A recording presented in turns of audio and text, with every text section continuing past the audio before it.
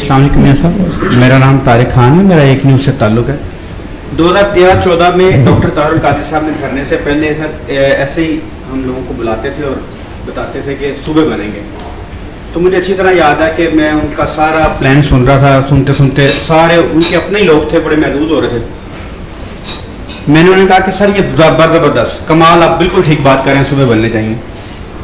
تو میں نے کہا تھا کہ قوت نافذہ کہاں سے آئے گی، اس کو امپلیمنٹ کون کرے گا؟ سوال یہ ہے کہ آپ کی ساری باتیں بڑی خوبصورت ہے، لیکن وہ ہے کہ وہ تہی دسویں کیا خوب کہانی گھر تھا، باتوں باتوں میں مجھے چاند بھی لا دیتا۔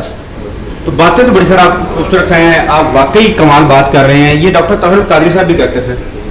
دو چیزیں سر میں سختی شاید میرے سوال میں آ جائے، ایک تو اس کی آپ کے پاس امپلیمنٹیشن فورس کیا ہے، کیا دوسرا سر کیا یہ وہی ڈگڈگی ہے جو سر طاہر القادری صاحب بجا رہے تھے کہ یہ نہیں ہے سر؟ یہ پاکستان میں مختلف لوگ کرتے رہے ہوں گے۔ میں نے پہلی دفعہ اس پہ 2008 میں لکھا تھا، اب پتہ نہیں آپ جو بات کر رہے ہیں وہ اس سے پہلے کی ہے یا بات کی ہے۔ اچھا، میں نے اس سے سب سے پہلے میں نے لکھا، وہ ریکارڈ پہ ہے، وہ 2008 میں ہے۔ اس سے پہلے جو میں نے دیکھا تھا کسی ڈاکومنٹ میں، وہ ایک ضیاء الحق صاحب کے دور میں انصاری کمیشن بنا تھا، اس میں ایک پیراگراف ہے چھوٹا سا جس میں انہوں نے کہا کہ پاکستان کے اور صوبے بننے چاہیے۔ تو ظاہر ہے بہت سارے لوگوں نے کہا ہوگا یہ کوئی ایسی خفیہ بات تو ہے نہیں۔ میں آپ کو عرض کرتا ہوں، جو آپ نے کہا کہ یہ امپلیمنٹ کیسے ہوگا، امپلیمنٹ میرے خیال میں تو یہ اسی طرح ہوگا کہ یہ پاکستان کے عوام یہ مطالبہ کریں گے۔ ہم سارے اسی لیے یہاں پہ بیٹھے ہیں، آپ سب کا انفلوئنس ہے۔ آپ جب بات کریں گے، ہم لوگوں سے بات کریں گے، لوگوں کو بات سمجھ آئے گی۔ ہم ابھی تک 2-4 اس طرح کی ہماری محفلیں ہوئی ہیں، باقی زیادہ تر ہم یونیورسٹیز میں گئے ہیں، ہم نے یوتھ سے بات کی ہے، لوگوں سے بات کی ہے۔ دیکھیں آج کا آپ پاکستان دیکھ لیں، ابھی میں نے کہا کہ آپ کے جتنے بھی یہ سوشل سرویز آتے ہیں ہم باٹم 10% پہ ہوتے ہیں، 40% کے قریب ہمارے بچے ہیں جو سٹنٹنگ گروتھ پہ ہیں، اور 2.5 کروڑ ہمارا بچہ جو اسکول نہیں جا رہا۔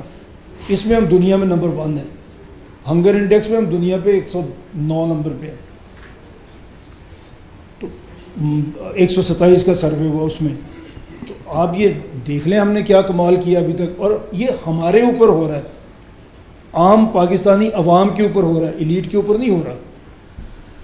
یہ جو لوگ محرومی جن کی ہے، جن کو نئی فیسلٹی مل رہی، انہوں نے ہی مطالبہ کرنا ہے۔ یہ ہم کیوں نہیں سوچنا چھوڑ دیتے کہ کسی نے کرنا ہے، ہم سے کیا اسی کی کر لیں گے، یہ تو اسٹیبلشمنٹ کرے گی، یہ تو فلانا کرے گا۔ دیکھیں ایک انفارچونیٹلی ہم تو کہتے ہیں کہ مسلمانوں کی یہاں پہ بڑی لمبی حکومت رہی ہے، لیکن یہاں پہ بادشاہوں کی حکومت رہی ہے اور باقی سارے ان کے غلام ہی رہے، تو وہ 1000 کی سال کی غلامی ہے جو ہم نے اس طرح سے کاٹی ہے۔ اور اس کے بعد جب ہم مذہب کے پاس گئے ہیں، ہم نے وہاں پہ جا کے بات کرنے کی کوشش کی ہے، تو وہاں بھی ہمیں یہی کہا گیا ہے کہ سوال نہیں کرنا، تقلید کرنی ہے، جو ہم نے کہہ دیا، جو کسی عالم نے کہا، سوال نہیں کرنا۔ پولیٹیکل سسٹم میں بادشاہ نے منع کر دیا سوال نہیں کرنا، یہاں پہ ہمارے عالم دین نے بھی کہا تم نے سوال نہیں کرنا۔ ہم کسی خانقاہ میں گئے ہیں، کسی پیر صاحب کے پاس چلے گئے ہیں کہ وہاں ہمیں کچھ سکون ملے گا، وہاں بھی پہلی شرط یہی آئی ہے کہ مرید بننا ہے، سوال نہیں کرنا۔ تو یہ ہمارے اندر انکلکیٹ کر دیا ہے کہ ہم نے سوچنا ہی یہ ہے کہ فلانا کرے گا تو ہوگا، فلانا کرے گا تو ہوگا، ہمارے کرنے سے کیا ہوتا ہے، یہ ہمارے ہی کرنے سے ہوگا۔ دنیا میں کیسے آئی تھی جمہوریت؟ بادشاہ نے تو کسی نے جمہوریت نہیں دی، عوام ہی اٹھے اور انہوں نے ہی سوچا کہ ہم ٹیکس دے رہے ہیں، ہم جنگیں لڑ رہے ہیں، تو اختیار بھی ہمارے پاس ہی ہونا چاہیے۔ ہم یہ کیوں نہیں سوچ سکتے؟ اور خاص طور پہ ہمارے پڑھے لکھے نوجوان یہ کیوں نہیں سوچ سکتے؟ اور یہ انہی کے اندر سے لیڈرشپ آنی ہے، یہ میں آپ کو عرض کر دوں، اس کے بغیر یہ ملک نہیں آگے چلے گا۔ آپ جو مرضی کرتے رہے، بیچ میں آتے ہیں 2-4 سال کہیں بھی اچھے، ہم پھر اسی کھڈے میں دوبارہ گر جاتے ہیں۔ کیسے ہم اس سے نکلیں گے؟ ایک سسٹینڈ گروتھ ہمیں کیسے ملے گی؟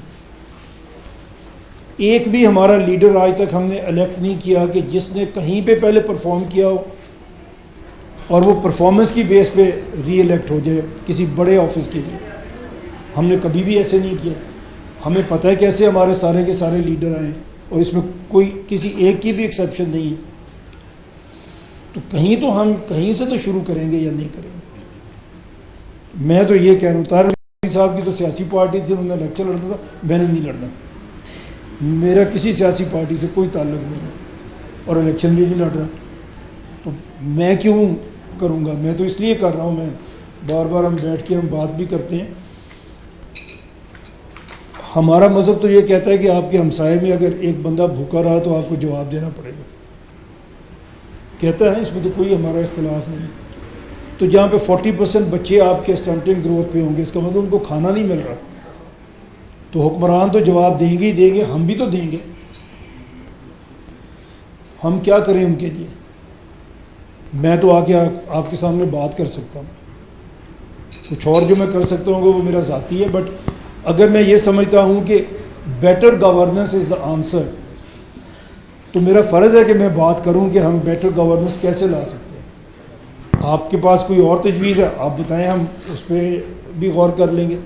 لیکن میرے خیال میں تو یہ ایک طریقہ ہے کہ ہم اپنی گورننس ٹھیک کریں گے تو یہاں سے بھوک مٹے گی, لوگ پڑھیں گے, لوگوں کو صحت کی سہولت ملے گی. میں تو کر رہا ہوں اپنی قبر کے لیے.